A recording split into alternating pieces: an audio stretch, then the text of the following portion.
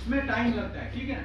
आज से जो है फॉर एग्जांपल अगर आप परस्यू करना चाहते हैं इस कैरियर ऑप्शन को, ठीक है, तो आपको आज से ही जो है मतलब अपनी पर्सनालिटी को थोड़ा डेवलप करना चाहिए, चाहे इस फील्ड में आए या किसी और फील्ड को चुने या कहीं और जाए। पर्सनालिटी डेवलपमेंट हमारा हर किसी के लिए मस्ट है, हर किसी के लिए इम्पोर्टेंट है, ठीक है ना। तो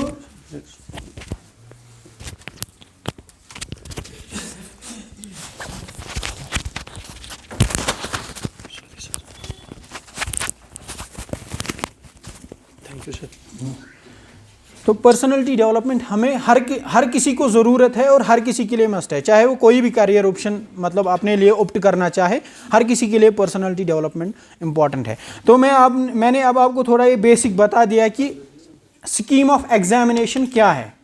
जो सिविल सर्विसेज एग्जामिनेशन मैंने आपको बताया, इसमें 3 स्टेज है। प्रीलिम्स में ऐसे पेपर 2 हैं, जो जीएस है, सीसैट है। सीसैट आपका जस्ट क्या है, क्वालिफाइंग है, उसमें आपको 33% मार्क्स लाने पड़ते हैं। उसमें 80 क्वेश्चंस होते हैं। आप 27 करके अगर आपका 27 जो है नेगेटिव मार्किंग के बाद 27, 28 ठीक होता है तो आप मान लीजिए सीसैट में आप क्वालिफाई कर गए। उसके बाद आपका जो मेन काउंट करता है प्रीलिम्स से क्वालिफाई करने का, वो है जीएस फर्स्ट। क्या है जीएस फर्स्ट? मतलब उसमें आपका आता है हिस्ट्री आती है, ज्योग्राफी आती है, वो आपका बेसिक पता होना, मतलब पूरी अच्छी तरीके से पता होनी चाहिए। उसके बाद आपका आता है मेंस में आपको मैंने बता दिया कि ऐसे होता है। ऐसे में आपको 2 टॉपिक्स चूज़ करने पड़ते हैं, उनमें आपको लिखना पड़ता है और हर किसी पेपर का 250 का मार्क्स होता है। और फिर जीएस 1, 2, 3, 4 होते हैं। एथिक्स, जो लो हैंगिंग फ्रूट्स हैं वो इसमें एथिक्स होता है और ऐसे होता है, ठीक है। और फिर जो है करंट अफेयर्स की नॉलेज आपको होनी चाहिए। और जो है आपके ऑप्शनल 2 पेपर्स होते हैं, वो भी 250 के होते हैं। उसके बाद अगर आपने ये किया, आपको डीएफ फॉर्म भरना पड़ता है। तो डिटेल्ड एप्लीकेशन फॉर्म में आपको पूरा अपना लिखना पड़ता है, क्या हॉबीज़ है, क्या स्ट्रॉन्ग पॉइंट है, या आपने क्या किया है, आपकी एजुकेशनल बैकग्राउंड क्या है, कहाँ से पढ़ाई की है, कहाँ रहते हो, अपने इलाके के बारे में आपको पता होना चाहिए। तो उसके बाद आपका इंटरव्यू और पर्सनैलिटी टेस्ट होता है। अगर आपका कुमुलेटिव मतलब होता है, आप उस बार को क्रॉस करते हैं जो कट ऑफ होता है, तो आपकी फिर मतलब सिलेक्शन होती है इन जेकेएस या इन यूपीएससी, ठीक है ना। तो मैं अब आपको थोड़ा सा बता दूं कि बेसिक जो है आपको क्या करना चाहिए। आपकी अभी प्रेपरेटरी स्टेज है, तो मैंने आपको पहले ही बताया कि it is always better to start early, it's never late to start. आप कहाँ से भी स्टार्ट करें, कभी भी लेट नहीं है, लेकिन हमेशा बेटर रहता है कि आप आज ही से स्टार्ट करो, ठीक है ना। तो अगर आप ग्रेजुएशन कर रहे हैं या 12th में पढ़ रहे हैं या किसी भी इसमें पढ़ रहे हैं, तो आपके लिए मैं थोड़ा बेसिक बता दूं। अगर आपको ये कैरियर ऑप्शन सेलेक्ट करना है, आप पहले एक सिलेबस लीजिए, ठीक है। सिलेबस आप अपने साथ हमेशा रखिए, सिलेबस लाइए, सिलेबस में देखिए कि क्या क्या है सिलेबस में। आपका जो सिलेबस होना चाहिए वो आपको रट्टा याद होना चाहिए, पूरा याद होना चाहिए कि सिलेबस में क्या क्या है, मतलब मुझे क्या क्या पढ़ना है, ठीक है ना। फिर बेसिक आते हैं कि बेसिक बुक्स आपको लानी चाहिए। बेसिक बुक्स जो एनसीईआरटी है ना, स्टैंडर्ड बुक्स, आप वहाँ से स्टार्ट कीजिए। हमें पता नहीं, मतलब मैंने वेटनरी साइंस का बैकग्राउंड है मेरे पास, ठीक है। तो मुझे हिस्ट्री नहीं पता थी, लेकिन हिस्ट्री अगर आप डायरेक्टली किसी स्टैंडर्ड बुक, ऊपर वाली बुक से पढ़ेंगे तो आपको उतना समझ नहीं आएगा। इसलिए बेटर रहता है कि आप एनसीईआरटी से स्टार्ट कीजिए। एनसीईआरटी से जब आप पढ़ेंगे, आपके जो कॉन्सेप्ट्स हैं वो थोड़ा क्लियर हो जाएंगे, और वो ना ईजी लैंग्वेज में होती है। आप 1-2 बार गो थ्रू कीजिए एनसीईआरटी से। बेटर रहेगा कि अगर आप मतलब 9th से स्टार्ट करें या 6th से स्टार्ट करें। अगर आपको 9th से थोड़ा डिफिकल्टी होती है तो 6th से भी स्टार्ट कर सकते हैं, ठीक है ना।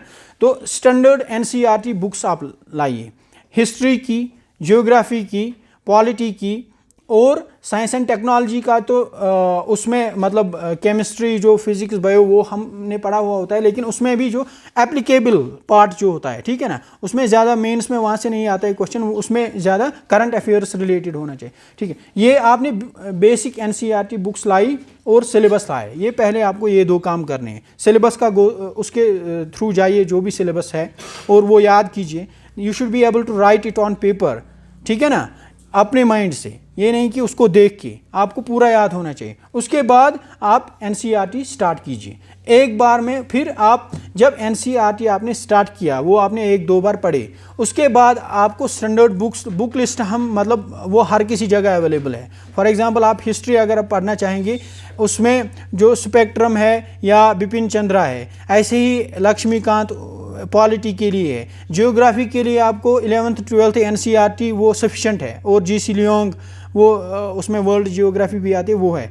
ऐसे ही आपका जो एथिक्स है, उसके लिए सुब्बा राव एंड चौधरी ऐसी बुक आती है, और लेक्सिकन की उसमें टर्म्स ठीक होते हैं। और जो मतलब साइंस एंड टेक्नोलॉजी, इसमें आप जस्ट जो 11th 12th की जो एप्लीकेबल पार्ट होता है ना, जो केमिस्ट्री में है अप्लाइड केमिस्ट्री ऐसे करके, बायोलॉजी में है कुछ वो, या बायोटेक्नोलॉजी जो नैनो टेक्नोलॉजी, आजकल के जो रोबोटिक्स, ये आता है न्यूज़पेपर में, ये करंट अफेयर्स से आप ले सकते हो, ठीक है ना। और उसके बाद जो है इकोनॉमी में आप या तो मतलब श्री राम का मटेरियल आता है, या इवन रमेश सिंह भी ले सकते हो। श्री राम का मटेरियल वो ज़्यादा लोग प्रेफर करते हैं, उसमें वो ठीक होता है, ठीक है।